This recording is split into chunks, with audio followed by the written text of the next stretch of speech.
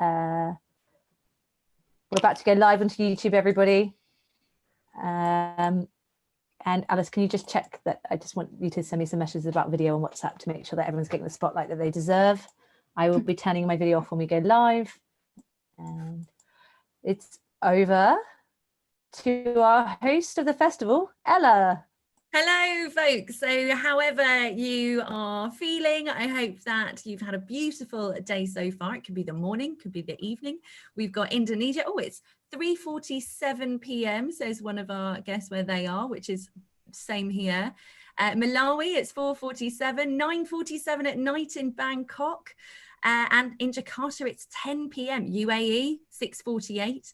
And in Romania, it's 5:48. Gosh, we've got everyone. And what I love is we've started talking about snacks. Now, we are here to talk about taking action whilst under lockdown or during these COVID times. And snacking is a very important component of keeping yourself prepared. Look at all the nods. I don't know if you can see the nods. My colleagues are giving me lots of nods going, yeah, snacks are important. So I've got, oh, we go, got some roti here. We've just had a roti, sorry, I've just had a plant-based burger in Indonesia. Oh, Yibo says they've had a cup of boba tea to keep sugar. Oh, I really want a boba tea. What's a boba tea? Have you never, I don't really know, I can't really explain it, but it's just like a tea and then you have boba and it's like juice in the bubbles and it's like, I don't really know, but I really want one and nowhere seems to have them at the minute because of lockdown. I'm so uncivilized. I just call it bubble tea. I love those. I get the chewy, the chewy one. And I get the purple one. I don't know what it's called. We've got salad with sweet and sour chicken. This is fantastic. I'm eating M&Ms right now. I love the peanut ones myself. Milk rice for breakfast and roti. Fantastic. All right. So hopefully everyone's fueled up and ready to go. I'm really, really excited for this session and to be part of the panel. We have a beautiful team for you, but I'm going to now pass us over to our glorious host, Jakob. Thank you so much, Ella, and thank you for all your wonderful comparing throughout the day. It's been fantastic, and I'm extremely proud, privileged, and humbled to be sitting today with a wonderful panel of guests.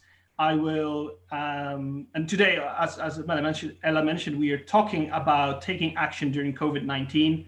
It's been a very tricky time, but it's also been a very creative time for many people, and surely for people sitting on this panel. And today with me, we have Alicia Jones.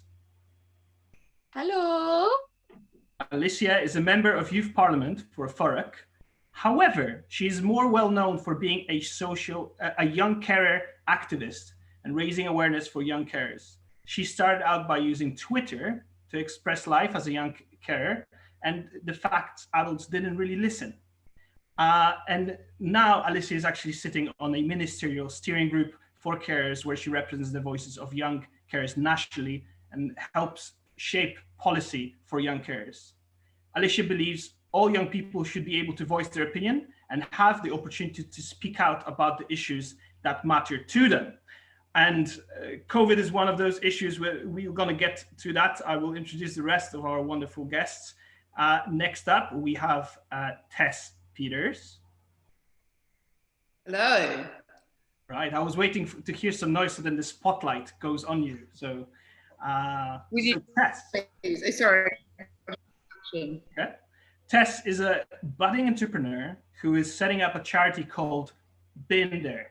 Been There is an app for young adults to find support from a vetted and trained volunteer mentor through life's challenges. It is bridging the gap between silence and a counselor, with the key difference being relatability. They are planning to launch in September when universities go back. This is an absolutely fantastic initiative, and I cannot wait to delve into this. Next up, we've got Ella. Hey, you know me. I'll be quiet now. Ella. Ella's a big kid who loves mucking around, getting creative, being on camera, and making a difference, all whilst having fun. She's passionate about collaboration and using the arts to empower. Since COVID-19, she has launched 3 social action projects. These include a music project where she's producing an album with her neighbors, inviting strangers to collaborate and raise money for a local diversity arts center, and the Sister Improv Society, a drama club for girls in secondary schools all around the world to help achieve gender equality. The crowdfunder for this launched this week. How exciting. Ella also has been recently on the BBC telling how to live in COVID when you have a flat share. So that's another interesting topic here. And finally, we have Alex Bell. Hello. Alex. Hello. Spotlight on Alex. Alex grew up daydreaming out of his classroom window in Cornwall, overlooking the clay pit that became the famous Eden Project. He's been a dreamer in education ever since, and now daydreams for a living about how school could be. Alex founded Portland Education in 2014 after 30 years successful leading schools across London. Portland Education is co-founder organization of a number of award-winning and globally recognized innovation in education. These include X-Talks, a global coaching program and platform promoting youth voices from Malawi to Barbados. I have seen that we have some people from Malawi tuning in here today, which is awesome. So from Malawi to Barbados to Bhutan, and then Link Online Learners, a global after-school club, exchange club. And also Alex was named one of the top 100 educator innovators in the world for 2020 by 100 and Forbes magazine. So what an excellent company I'm in. So let's go straight in. And Alicia, please tell us. Hello. How did you find this whole COVID situation, this challenge, affect your life, and what initiative came out of it? So obviously, where do I start? I mean, COVID has been quite a tough challenge for me being a young carer. For those of you who aren't aware, a young carer is a person under the age of 18 who cares for someone, so like a parent or a sibling, with a long-term illness, a mental health issue, a physical disability, or misuses alcohol or drugs. I found it quite stressful because I wasn't getting that escapism, going to school, or like going and seeing my friends. So it was quite stressful to start with. And then I kind of was becoming more of a Twitter, like even though who loves Twitter? Everyone loves Twitter. But I was becoming more and more on Twitter, and it kind of, my thought that came up on April 26th was, why in the UK are young people not being allowed to have their voices heard? As most of you are aware, most countries are holding like press briefings, and where the leader of that country will address the current issues or talk about coronavirus, and then there's an opportunity for questions from the press or the public. And in the UK, it is like you can't submit a question if you're under the age of 18. And I kind of put a tweet out on Twitter saying that, and saying how ridiculous it was that anyone under the age of 18 couldn't ask a simple question. And to say the least, that then blew up, and it has now reached, I think, 78,000 views, and it has helped shape the I Will campaign, which is an organisation in the UK. They've had a campaign to get a youth press conference. We sent a letter to the Prime Minister. There's been quite a few letters, really. And then there's been a lot of press coverage on the fact that young people in the UK aren't being listened to. And that's kind of where I am at the minute. I find it really inspiring because, you know, a lot of young people say, oh, what can I do? It's like the politicians make the decisions. But actually, you're a great example of how you, through your actions, can, you know, really mobilize the nation and get people to write letters and get involved. You've touched on the issue of, you know, being on lockdown, being a young carer, and having those, you know, it's hard to get any sort of support, and that's where I would like to invite Tess to share maybe more about your initiative, because this is kind of, you know, it really is what we need right now, right? Yeah, I think so. With so this is particularly for young adults, what I'm setting up. So as we see, there's so many more mental health issues now throughout this whole crisis, epidemic. So the service is really, really needed, which is why it's basically been a case of using this time to launch it and manage to get a load of volunteers to help with it, because people are available to work as well. So we're making really big movements there, and we can see it's really needed now. And, you know, obviously Alicia mentioned that she, as a young carer, that's kind of where her passion for that change and for the actions came about. What is your motivation? What is the story behind the project? So my story was when I was younger, dealing with huge body issues for a number of years and mental health issues, and seeking loads of different ways of help, like therapy, counselors, everything. But the thing that was missing was relatability. And I really struggled to find a person who had been in a similar situation. So I struggled loads with eating disorders for like 10 years and wanted somebody who had been in the similar situation. And until I found that person many, many years later, that was the real turning point in my life. And that's why I want to make it accessible to more people to be able to find that help.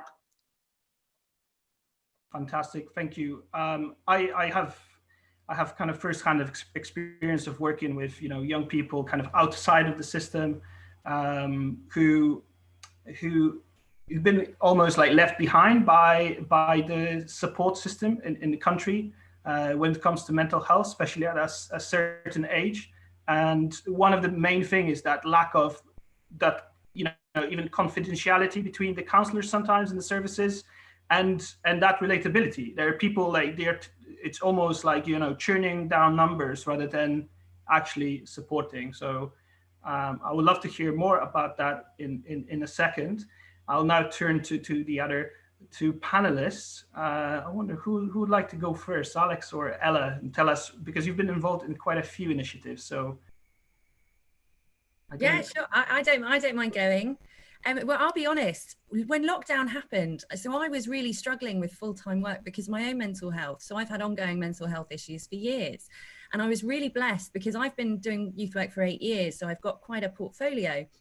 And I left my full-time job because I had 3 months of full time, but going into a school for a couple of hours, great work, good pay. And then lockdown happened and I lost everything. So I actually entered lockdown without a job, and I didn't have work for 6 weeks. And I after this, I don't have a job again. And as an adult, when you have responsibilities, that is so scary. But I really believe in the power of collaboration and creativity. So there's 2 things that I've been doing in response. The first is I live in a warehouse community. It's a bit trendy. So in North London, we are the Fountain Road community, and there's lots of artists here, a lot of them struggling financially. So I just put the word out. I think the idea was actually a housemates of mine. But Pete Cuff at Future Foundations taught me a principle, which is from Getting Things Done by David Allen. And it's all about if you can do something in 2 minutes, do it now. And what's the next small action for a big project? So when my housemate said, you know, I'd love to hear an album of what people would say during these times, I was like, okay, well, what would the next small action be? So I put it out on Facebook, and now we've got an album, and we're just launching it. It's called, you can search for the hashtag lockdown breakdown. We haven't launched yet, but that's where you'll be able to find me. And that's really exciting because we haven't worked together. These are new sounds, a lot of people that haven't made art before. And I think that sense of empowerment and coming together has been really, really beautiful. And it's also given me the time to, sorry, I feel like I'm promoting here, but it's true. Like, I started something called the Sister Improv Society, which is a female empowerment project for girls everywhere to run their own drama club. It puts no additional stress on teachers. It gives girls skills and an opportunity to talk about this project when they're applying to university or apprenticeships. And now I've had the time to kind of confront myself and go, well, what needs to happen next? This needs to generate something. So I've had the time to do a crowdfunding video and a crowdfunding page, and that's just launched. So fingers crossed, in a couple of months' time, I won't be saying I'm unemployed and my mental health will be soaring. Thank you, Ella. I think so many people listening to this can relate to this story of, you know, of of either losing jobs or being put on, garden leaves of some sort and not having that regular income, or even whole companies being at a stretch and needed to pivot. Obviously we are here today during the GSL festival at home, which usually happens in the room behind me. So this is just a time where, I think after that initial shock, it was like, okay, what can we do? And taking that ownership back, what can be done to make something beautiful out of it? And I think I'm probably telling for the whole team in Future Foundations and GSL that, we wouldn't have even dreamt of something so beautiful as this festival if not for COVID. And that idea of the time and reclaiming that time, I think, you're sharing that example of just that, having that real great fortitude and attitude. Alex, let's listen to some of the things you've been working on. I don't even know where you want to start. Well, way back in April, I got really bogged down with what you can't do because you're in lockdown. And I think for me, it was a really difficult kind of struggle to work out, because my day job is I coach school leaders to work out what's possible in education, and I do lots of work with young people about their voice, youth voice around the world. I should be in Malawi right now. So that was really kind of depressing to think, well, I can't do those things. So I had to kind of reshape and reframe every single thing I do. And I think I've now got to a place where there are so many advantages to being here. It's quick. I can go and have lunch with my family and still do my work. So I think I love the kind of the agility we've got to kind of pivot all that we do to doing it online. So congratulations to GSL for putting this together. I put in a reminder. So here's the stuff that happened in my head during lockdown. So I launched something called Leadership Lemonade, which is a coaching program for school leaders to help them out of the really tough job they've got at the moment. So if you're a young person watching, please say thank you to the adults in your lives that from your schools, because they're really having it tough. So Leadership Lemonade is helping them. X Talks, I commissioned 6 COVID-related X Talks because I thought that young people's voices weren't being heard in the debate. I thought, Alicia, you made a really good point about that, and well done for the amazing work you've done. So X Talks is a coaching program platform for young people to share their lived experience. And in COVID, we got to hear from Vietnam, from Venezuela, from Germany, from Spain, really intimate details about how it is in lockdown. That led to a group of us from the organization 100, who I highly recommend that you guys check out. And we put together something called Link Online Learners, a natural progression from X Talks, which is, we believe, the world's first and coolest global after-school club.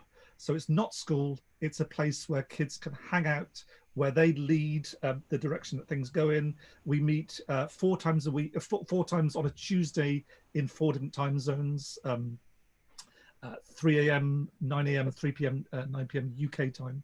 And everything we do is led by them. So we've had podcasts, we've had some theatre shows, we've had quizzes, we've had people show us around their neighborhood with their cameras. So it's really exciting. So check out Link Online Learners. There's more, but I won't hog the space. Okay, brilliant.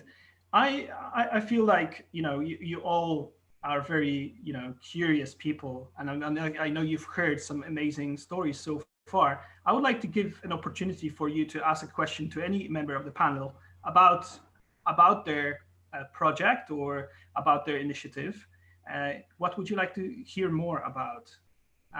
And Ella, would you like to start? Oh, right. I thought you were talking to the young people. Oh, gosh. Do you know what that... By the way, so before we go do that, actually, I should have said that to everyone tuning in, all the participants, please do send us the questions to the panelists in the Q&A section or in the chat box. All right. Gosh, do you know what? That's so hard because I want to hear from everybody. And every time each of you have spoken, I've been like, oh, now, Alicia, I'm going to come to you. I've got a feeling that you have bundles of resilience, and this time has been really hard in terms of confronting with ourselves all the time. And I was just wondering if you had any tips or guidance on committing to something or or surviving with a bit of joy?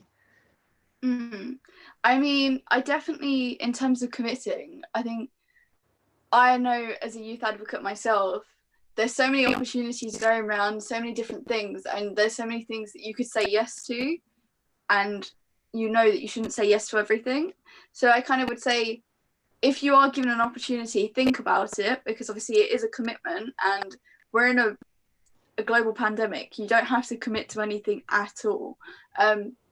So if you are going to commit to one thing and you're going to kind of put your all into it, then stay with it, stick with it. And there's so many people out there willing to help you, and don't be afraid, because there is no need to be afraid of the unknown. And if you have a passion for a topic, just go with it, stick with it, and then there you go. Oh, beautiful. Thank you so much for that one, Alicia. Lovely. No problem. Nice. Thank you. I had a question that kind of ties onto that. Perfect. Go for it. It was about overwhelm, because I feel like this is something that a lot of us deal with, because there's a lot, sometimes you can come up with a lot of ideas, and I feel like Ella, you just bundles of ideas. Alex can't get them out fast enough. So I just would love to hear from you guys what you'd tell everyone else, like in terms of overwhelm, having all these ideas and wanting them to be something, but being able to make that happen. So for me, I think the reason I don't get overwhelmed, it feels busy sometimes, is that everything's related. So all that I do is something which I love doing. My job is my hobby is my job. So sometimes, you know, I forget that I should be earning money to make a living from these things. But you know, educator advocacy. So teachers having a true voice in the future of education, and young people's voices as well globally, wherever they are, whether in Malawi or Bhutan or wherever. Those all feed everything I do. So if I've got a new idea, it's just a sort of like an iteration, a slight tweak on what I'm doing already. That's how X Talks, you know, became Link Online Learners. So for me, it's not trying to do too many diverse things at the same time. It's saying, what do I love? What am I good at? And how can I join those things up there? So I think, you know, often you can make a living and make really good kind of like networks and friends where you kind of gather those ideas that are all clustered around something else. So I think for me, it's not trying to make things too different from each other, but having a common theme. Marion, yeah. We do have a question from our audience for Alicia. How do you see your summer being conducted if lockdown is still in place? As a young person, what do you want to be doing? Well, that's a good question. I mean, what I'd want to be doing is going on a nice little sunny holiday, or, you know, getting to go on a nice little shopping spree properly, or doing like some fun things with some friends, like some nights, like having some chill nights, like where you don't have to sit 2 meters apart, where you can sit around a little campfire. But you know, that's not realistically going to happen anytime soon. So what do I think I'm going to do this summer? I think I'm going to live my best life, because if anything I've learned from this pandemic is live your best life, because you never know when you can't. I'm definitely going to try and go and explore some places, like go on some nice long walks. And obviously it depends what happens with the UK lockdown, but I'd quite like to see some friends, whether it be on Zoom or in person. Both are good. Love a good Zoom personally. And if not, I just want to make some memories, because although 2020 hasn't been a great year, it still deserves to have some good memories out of it. I hope that answers your question. Well, I hope, who was that? Sorry. Sharon, I hope that answers your question. There's actually a few questions for Ella, so I'll kind of try to put them all together. How did you handle your financial ability, and how did you handle with your family? And I think that's kind of connected in a way. If this lockdown were to go for a lot longer, do you have a long-term plan set in mind? You know what? I think you should ask me about, when am I going to get a mortgage and start a family? No, I'm joking. I guess It's really funny actually, because I'm really sorry, Jakob, to sway slightly, but there was a question that came before that that's really on my mind and on Tess's as well. And I think when it comes to finances, what I can offer is so not helpful because we're all in such unique situations. So I would just say persevere and trust that good things come to those who wait and who do social action projects. But something that Tess talked about was, you know, how do you deal with this overwhelm? And something another person has asked is, how do you deal with the deep, constant sense of loneliness you feel from not being able to interact with friends? And in my mind, those two things are inextricably linked. Feeling lonely and isolation leads to feeling lonely, leads to the feeling of overwhelm. It's this feeling that you're on your own and you can't trust the world because the world is such a messy place. You're thinking, how am I going to fix all this? I can't even look after myself. But isolation can be cured, but with the power of friends. Like, friends make all the difference. And I think the other big challenge we have now, and this is the other side of the coin when it comes to technology, is we've got so much data, so much information, and people are always trying to sell us things. They want to tell you, here's the 10-step plan to do this. Here's how you can achieve everything in 2020 and never work again. And actually, all the information that you need is inside of here. And the way to get that is by communicating and being authentic with people that love you, that you love back. So surround yourself by people that aspire, that have similar values to you, and all the rest will work itself out. Thank you. I will, there's one which is about, you know, how are we going to patch up these damages made to our lives and jobs after this, everything ends, the quarantine is over. Who would like to tackle that? Maybe we could take it to a kind of a bigger concept of, will there be a new normal, or will anything change, or will everything just go back to normal as it was before? I mean, go on, Tess. Yeah, sorry. Do you want me to go? Yeah, Alicia, and then we're going to yeah. answer the same question. I was going to say, I definitely think there'll be a new normal. I don't think we'll be going back to how life was, because obviously, even now, like, if you, like, I've been getting the train this week and just trying to comprehend, like, you know, is that 2 meters? Is that 2 meters? Am I too close to someone? You're going to always be thinking that until the 2 meter rule gets dropped, but you're still in your head going to be thinking, is that 2 meters? Is it 2 meters? I think the new normal is you're going to be constantly thinking about the rules. And I don't think we can go back to the thing where your best mate's just sitting right behind you or your best mate's sitting next to you. And I think it's something that we're going to have to get used to, but I feel like we're up for the challenge. Yeah, I'd just say how crazy it's been so easy to adapt. You know, you just, I even watch movies and I'm like, oh my God, they're not 2 meters apart. I'm like, what is going on here? But I think, yeah, the new normal is what it's all about. Like, there's so many lessons here in what's happened. And I feel really passionate about that because it's been a chance. I know it's been horrible for some people, and I like, definitely it is a pandemic. Like, there's people losing their lives and everything is horrid, but at the same time there are definitely lessons in what's happening, and it's been a chance for us all to slow down and really realize what's important, and that in itself is huge. So I think that the new normal is where it's at, and I know people are wishing that we went back to their old ways, but why do we need 24-hour shops? Why? Yeah, brilliant. Alex, I'm curious, you know, with the work with the young people from different countries, what are the voices you hear about the new normal? So there's a really great quote from the late great Maya Angelou, where she says, if you can change something, you should change it, and it's up to you to do it. But if you can't change it, you can change your attitude to it. And I think for me, those are really clear choices. You know, if something needs changing, and all our panelists have done a great job to make change, and everybody that's involved with the GSL, but there's some stuff you just can't change, but you can shift your attitude. And I think, you know, what's been really great about the kind of the social distancing, which I prefer to call physical distancing, I felt a lot closer to people. I think there's something around being, you know, having the undivided attention of somebody on a Zoom call that's much more intimate than when we're rushing around and, you know, in kind of like in real life. So I think there's something I want to hang on to that's shifted in my mindset during this, that I think the kind of the slower pace, the making choices of how we relate to people is something which is really good. And I think another thing you asked about the sort of the global aspect.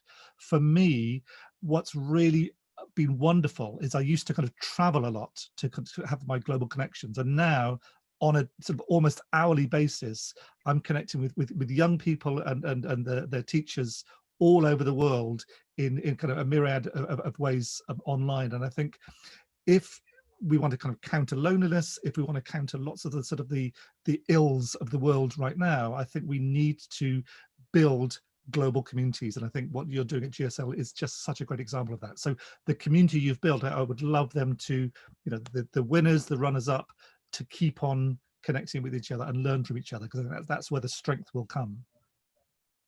Wonderful. I feel that I'm being pulled in deeper into the Wellington College hall, because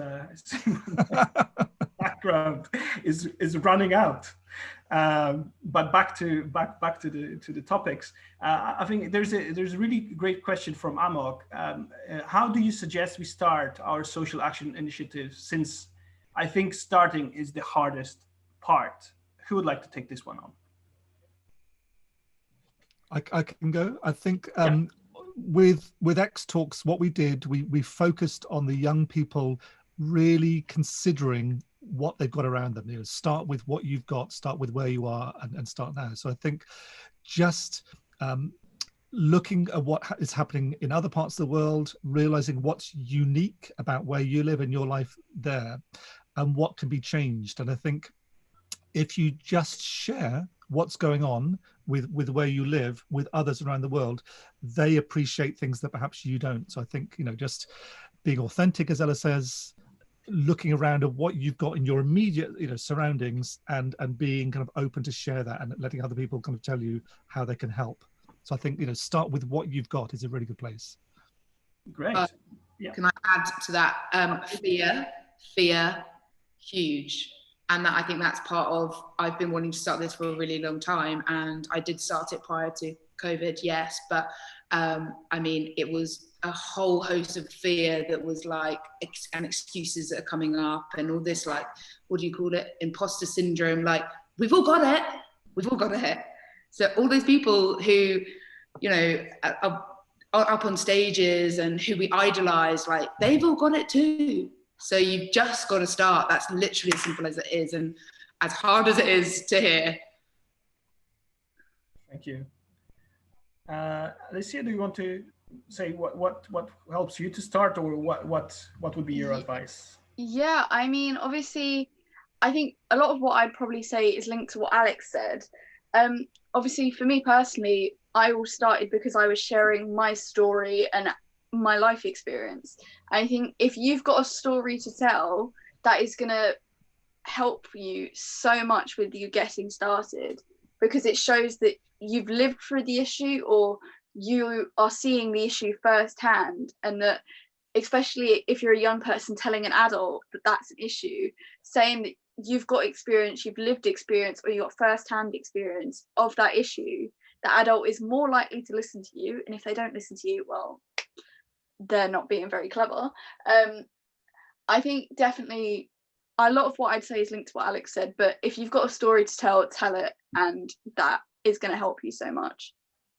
And linking and paraphrasing, there's quite a big question in there, but I feel it's really about the support that you got from people around you, or what is the support that you had to start your initiatives in COVID? Because it's not easy to start initiatives, but in a difficult time like that, it must be even harder. So what is the support around you? I mean, that's a quite good question, I must admit. I wouldn't say I had any kind of, the tweet that I put out that kind of went viral, it was a very last minute thing, like, let's just do it because what have I got to lose? And I didn't think it would even blow up. But in terms of, I'm guessing that kind of also links to what sort of support I get through young carers. What we would used to do is we would have like sessions, like respite sessions. So we'd play like games, or we'd do like some fun activities like cooking and stuff like that, which would be with lots of other young people in a similar situation. And then if you're talking about kind of how Youth Voice works in the UK, we have youth councils, which is a bunch of young people even, who come together, who are passionate about issues in their local area, and they'll kind of discuss it and try and get things done to improve the lives of young people. So I hope that kind of says about what sort of support we get. But I mean, I think to start an engagement activity, if you've got the support of your friends, peers, teachers, parents, anyone in life who supports you, then go for it, definitely. Brilliant, thank you. Can I add to that? Sorry, talking. Sure, No. absolutely. Yeah, support has been huge. I think what actually has been really amazing for me specifically is having a load of volunteers to actually help the charity come to life. And believe it or not, people really want to help. Like it's such a beautiful, that's what I've discovered most about this whole COVID thing, is people have their areas of expertise and they actually really want to help. Like and that's what we've got to, you know, help each other, like find those people, the things that you need support with, reach out. Believe it or not, like people want to help. Yeah, Alex, sorry, go for it. Yeah, I was just saying that to pick up on that point, Tess, I mean, I think everybody has an idea, but sometimes they're a little bit kind of reticent about sharing it. And I think sometimes you just have to go, I've got this idea, to people who love you, as Ella says, or people that respect you. And then it gives them permission to build on that idea. And, you know, none of the ideas that I've had, any of these things here, have been thought through and really well planned. They've just been a kind of hunch. And I think what I love is you just share that hunch with the right person and they add to it. And then it becomes something which, you know, is quite impactful. So I think don't be afraid of kind of a half-baked idea. Just start, and you know, if it resonates with other people, they'll add to it, and then it builds. You know, all the stuff that Tess, Ella, and Alicia have done has been because other people have listened and it's resonated with them.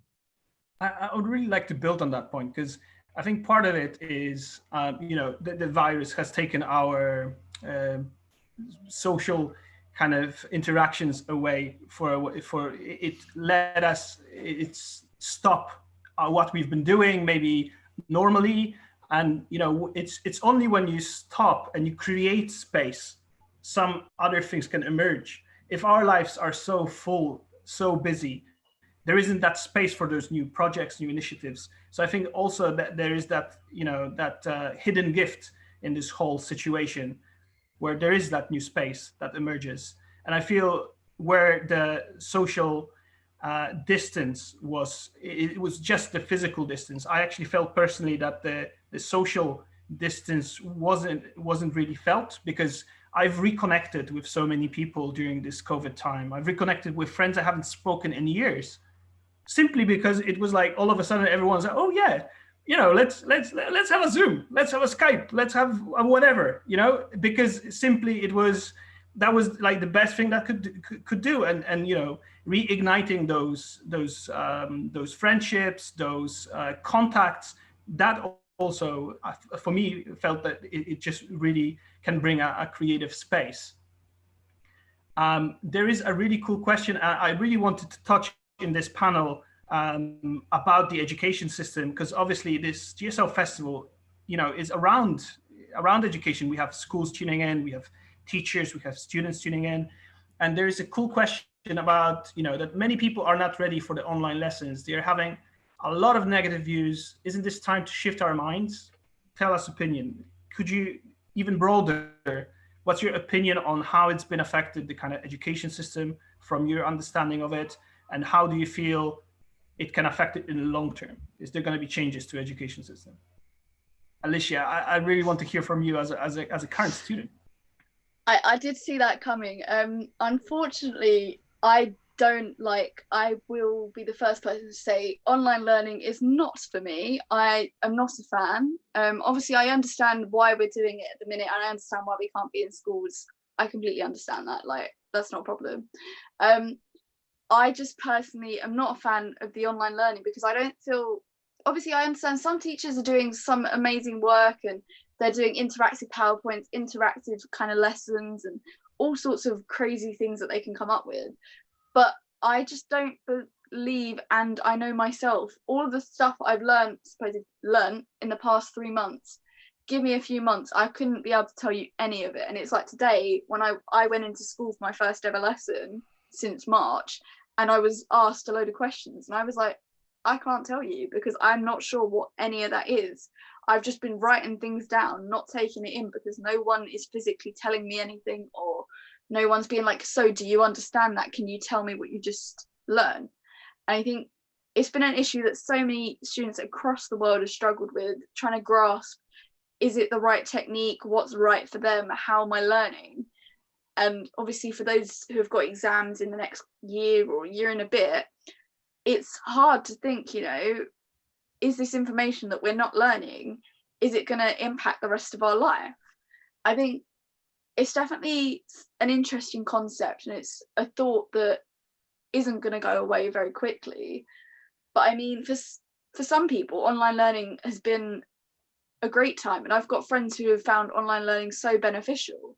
But I think for so many disadvantaged young people, it's more of an issue than something that is going to work out. I mean, kind of just rambling here. I can imagine other people have got other thoughts maybe. I really appreciate you saying that, because I think we can all ride on this, you know, on this lovely ride of positivity, but there is what you're saying, and you know, people who are introverts, they are really not finding it easy to tune in to all this. There's also example from the country I am in, Poland. About 20% of school children don't have access to internet, which is shocking. And obviously in other countries it's even worse. I heard that in the Philippines they closed down the year, so that's a detrimental effect to a whole nation for a year of education. Who has some other opinions? I know, Alex, you wanted to add. Yeah, thanks very much, Jakob. And you know, really appreciate what you're saying, Alicia. I think what's happened is that lockdown and online learning is kind of like amplified all that has been wrong with normal education before, whatever that was. So I think the new normal we need is to pick out the bits that do work. And I think, you know, all that stuff you're doing at GSL, the authentic work, the personalized stuff. I think, you know, going online for a quick check-in with your teacher who's maybe acting like a coach, and then you go and do some work in your own time, is going to be much more successful. So that's what I really hope will happen, that we don't just kind of like try and do a really bad job of face-to-face in-person teaching online, but we use what's possible about doing it online much more fluidly. So I think, you know, authentic learning, I think really collaborative learning, global stuff is the way forward. Thank you. And thank you, Linal, for this question that brought us to the topic of education. I love the fact that it's a balanced answer here, because obviously there is, someone even mentioned in the chat, but it's better to do online stuff than do nothing, right? I think there's something true there as well. But let's, I just cannot take my eye off this question from Sharon. To all the panelists, what is the biggest learning you have gained through the pandemic? Tess, would you like to start? Ooh, biggest learning, wow. Is this a learning or just a realization? I'd say my realization, you know how everyone's affected by this pandemic, which is in itself quite astonishing, but like no one's exempt, no rich and famous and everything. Like it just kind of brings it back down to earth that we're all just humans and we're all the same. And I just do feel that kind of like community-ish feel, which is really quite special. Biggest learning that I take away is probably like really realizing what is important. Like I said before, like all of the family and friends, like I wanted to live abroad for so long, like, and it wasn't until being home and being around my family and just being around my family where I realized like, this is awesome. Like I love my family. Why would I ever want to be overseas? And also our country and like a newfound love for the United Kingdom that I never really had before. So that's been pretty big for me specifically. Thank you. Ella, how about you? Oh my goodness. Well, I keep a journal, so I feel like there's been a lot of thoughts there. I think I found my recipe for joy. I think I found it. And there's 3 ingredients, and they've all been mentioned here, which is great throughout the day. So one is gratitude. I think I write a minimum of 3. So I've got an obsession with Oprah, and she writes, I think, 5 gratitudes a day. I write anywhere between 3 and 10, and it just totally changes the way you look at your day. It means it's like putting a pair of glasses on and you can magically see all the little miracles that happen in your day-to-day life. So gratitude is a really wonderful foundation. That doesn't mean I'm grateful all the time, because I'm a human being. And that's where the second thing comes in. And that is being here now. I think when it comes to a global pandemic, we all feel out of control. And I know that certainly for myself, I sometimes worry about the past, but I really worry about the future. And I think about big plans and changing the world and changing my life. But actually, that all starts here now. So giving myself permission to be here now, just, exactly where I am, and feeling what it feels like in my body instead of living in my head.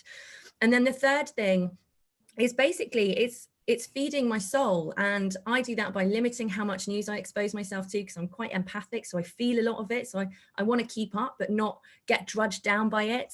I feed myself with wise words, again, Oprah, just listening to audiobooks, and have like this, we're doing this right now. We've already had gratitude on the chat about school. This global social leaders experience is something that we're nourishing our souls with. And we've also had a lesson, I don't know if you went to it with Jason Moore, on mindfulness, on being where you are now. So you guys have completely smashed my recipe for joy. Thank you. Beautiful recipe for joy. That's fantastic. And I just want to kind of read out this full, the gratitude from Krish. Indeed, I feel grateful that at least we have the ability to learn during the pandemic, although it may not be as effective as going to school. So thank you. Alex, what is your big learning point? Gratitude. I think, absolutely echo what you said, Ella. I think, there were so many things I was chasing to kind of satisfy my soul. I think now just slowing things down and being really very grateful for what I have. Not what I want, what I need, but what I have right now. All the small things, appreciating those. And I think that's the definition for me of happiness is like, wanting what you have rather than, than having what you want. So I think, I've slowed down, dinner with my family, enjoy my surroundings, I've mended so many things, all those little things that were broken, I've just cared for and cherished. So I think there's loads of things that have happened that I want to continue, and I don't want to let go of once we change how we are. Thank you. And Alicia, what is your learning from this?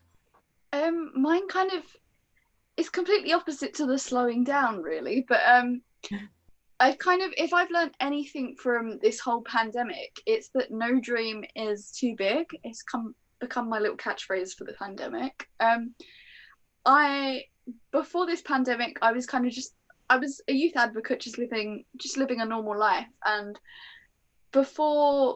as we've kind of come into this pandemic and things have kind of blown up, and not blown up literally, but like things online have blown up and social media has become such a big thing. I've had so many cool opportunities, so many different things that would never have happened if we didn't have this pandemic. And I think, okay, we're in a global pandemic, it's a negative time, but that shouldn't stop you having a dream and then living it. I definitely think that that's the one thing I can take away, is that no dream is too big, and don't let anything get in the way of achieving it. Amazing. Love this. And I think, it's a difficult time, but I think overall the chat's been very positive.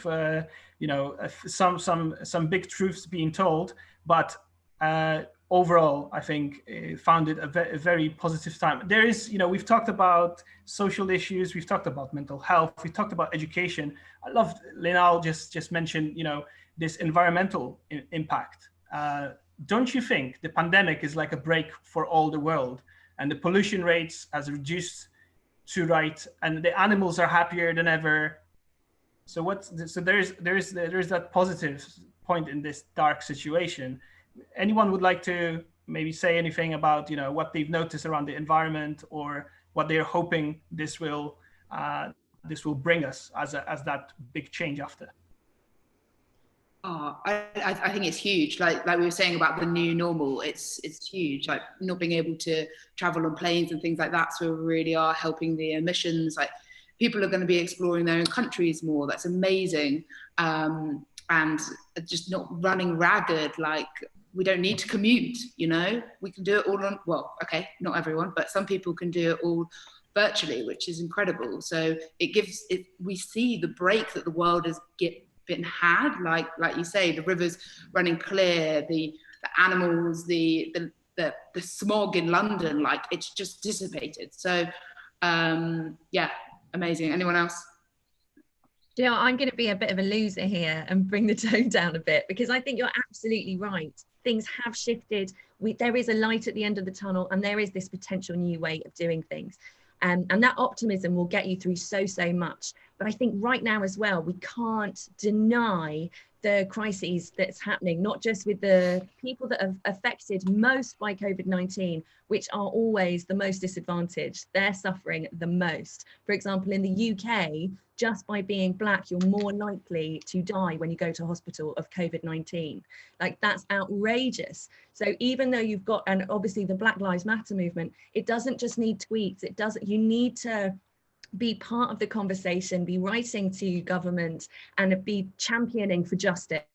And it's with this sort of balance. It's not quite an equal thing. It kind of comes in pitches and phases, but with that optimism that keeps you going and keeps conversation light, let that march your legs so that you can be part of sustainable change during this opportunity. Beautiful, thank you. It's a great call to action. Jakob, talk about call to actions. I'll be killed by the people in America that I'm working with if I don't mention this as a shameless plug for a film festival, family film festival called This Is Our Chance. It's coming out at the end of July. It's going to be a series of 5 movies, family-friendly movies, for you to watch with your families, and hopefully teachers to watch as well, about what's possible in the world of education. So all the things about authentic learning, about how we can improve the environment, how we can not go back to the mistakes of education we had before. So look out, make a note in your diary for about 3 weeks' time to Google thisisOurchance.com. No website yet, because we're flying by the seat of our pants, but I think there's, like you said, Ella, there's so many things that need to change in the world, and it's a call to action that young people can join as well. And talking about plugging content, Ella just started on talking about the Black Lives Matters movement. We are having actually tomorrow, at the end of the almost before the closing session, we will have a panel, an incredible panel. So please tune into that. We are not having any other sessions during this time to just put all the focus on this topic. I just need to really check with Amy how we're doing for time. I feel that we are probably coming. You've got a couple more minutes if you'd like to ask your final question for the panelists. Absolutely, brilliant. Yes, I think, you know, what is your big dream of and what will you see the big dream being the world taking the lessons from the pandemic? What would that world look like? Oh yeah. Yes. Oh yeah. Okay. It is the world I see. So in London, and I'm sure in lots of cities I've seen too, everyone's very serious and everyone's trying to be a grown-up and everyone's worried about money and everyone's worried about blah, blah, blah. Like, it is such a privilege. If we think of all the people that have lost their lives to this awful pandemic, what a privilege to have blood, to be breathing, and to have living, I believe, is really meant to be joyfully done. And that doesn't necessarily mean being the most achieved person in the world, but I think it's a world where there's a lot more play, there's a lot more celebration, it's permission to put on some music and dance like a loony, like it's just a lot more present and conscious and present. Thank you. Good, Tess? beautifully put. Oh, Like, continue with your big dream.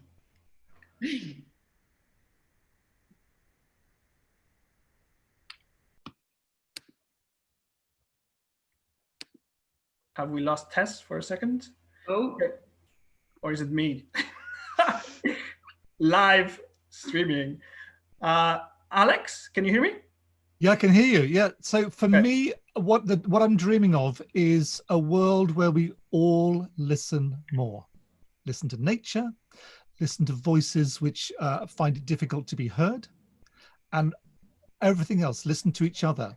And I think if we listen to understand rather than just listen to comment or just listen to make a point, I think then there's tons of learning that can happen from other lives, other cultures, other experiences of life. We all see things very, very differently. And I think to listen to others and how they see the world could do so much good where it's not happened in the past. You know, adults listening to young people listening to each other, different belief systems, different lives experienced, listening.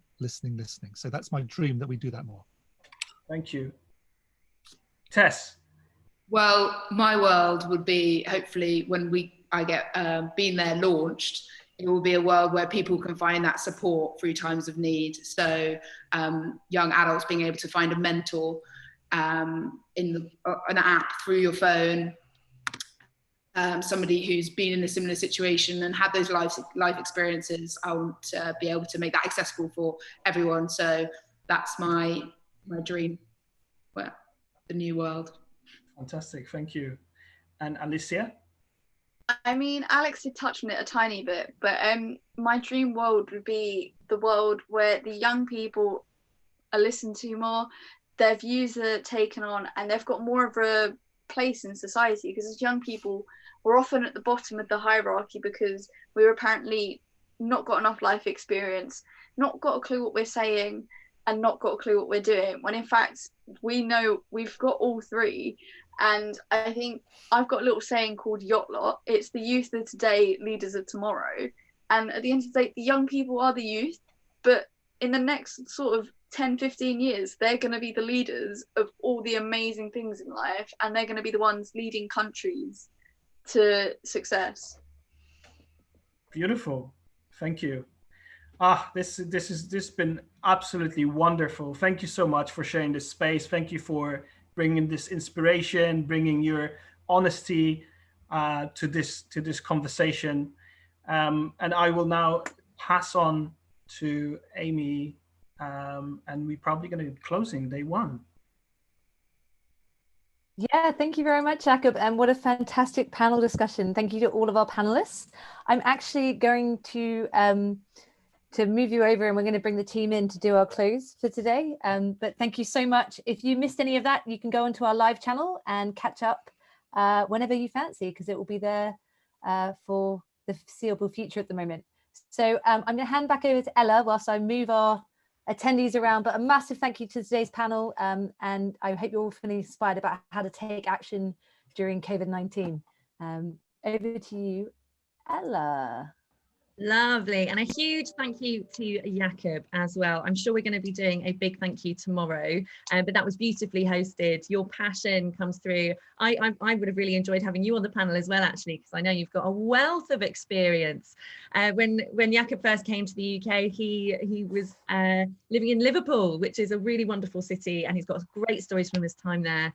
And now he's over back in Poland, so we've got a lot to learn from him. All right, folks, so have we got everyone in the room now, Amy? Yeah, I believe so. I'm just trying to make them live. So Get live! Get live. All of you should have permission to hopefully turn your videos on. Let's see. John, are you able? I don't know how to make your, there we go. I don't know what is and isn't visible right now on YouTube. So hi everyone, this is the wonderful team that has made all of today possible, and we'll be bringing you another jam-packed day. There she is. Have we got Ella and Ben with us today as well? Are they also in the room, Ella and Ben? No. Ella was going to join. Other Ella was going to join as a participant. She hasn't got the. Well, fantastic. The capability, yeah, I know, it's the power. Anyhow, I'm going to hand over to Ella to do a bit of a close for today and to share some of the highlights that we've all experienced. So Ella. All right, folks. Well, what a day. I'm feeling so nourished spiritually, mentally, physically even, and I've just been sitting down. It's been a glorious day. We've had, I'm going to read a huge name of list now. We've had Dr. Hazel Harrison, who did an introduction to well-being. We had Edward Brooks on how to grow as a leader. Beautiful session with Katie there. Jason Moore with our students doing some mindfulness, which is always useful. I hope you practice those tools in live. The incredible talked about connected, developed, the job done without tearing each other apart. And our panel, of course, just now. So we had Alicia Jones, Tess Peters, Alex Bull, and Jakob hosting. So I feel like the words from today, we've had a lot of words, haven't we? And something that has really shone through is this feeling of togetherness. These are isolating times. We're not in the same room, which is such a shame, because I can imagine this room would be absolutely buzzing, but we are not disconnected. And I'm just going to take a couple of highlights from some of our staff here. Who's going to give me a wave and say they want to go first? Well, I saw a cheeky, not me. Yes, Jakob, please. It's really hard to really point a highlight, but it popped into my head as the first thing, so I'm going to go with that. It was actually a session with Jason today, the mindfulness session, which I know a few of, I see Noor is nodding. It was just a beautifully run workshop on mindfulness with practical advice in a very, done in a beautiful Jason way, just humble, present, and really like creating such a safe space. All the young people, they were like just captivated, all 70 of them, captivated and really active on the chat. So that's my highlight. Oh, that's beautiful. Thank you so much, Jakob. And the wonderful thing about mindfulness is it's a practice, and the more you do it, the more effective it becomes. So we'll all be here like some really profoundly wise people running the world in the future in a green and eco-friendly way. Who else has got a highlight for me, please? John Harper? Yeah. I think for me, it was that moment where we all sort of came online together and started talking, seeing where everyone's coming from, seeing the countries, hearing it, and it suddenly was like, this is a real event. it might be online, but we are all here together. And then that sort of feeling has just sort of been carried on throughout the day, as I've seen different reactions and comments in different spaces, and then just culminating and just seeing on Instagram just some of the stories and students sharing their thoughts. So yeah, really lovely day that's felt very much together. So thank you to everyone. Yeah, absolutely. It kind of reminds me of, I don't know if anyone ever did science lessons where you'd put things with other things and you'd watch them react.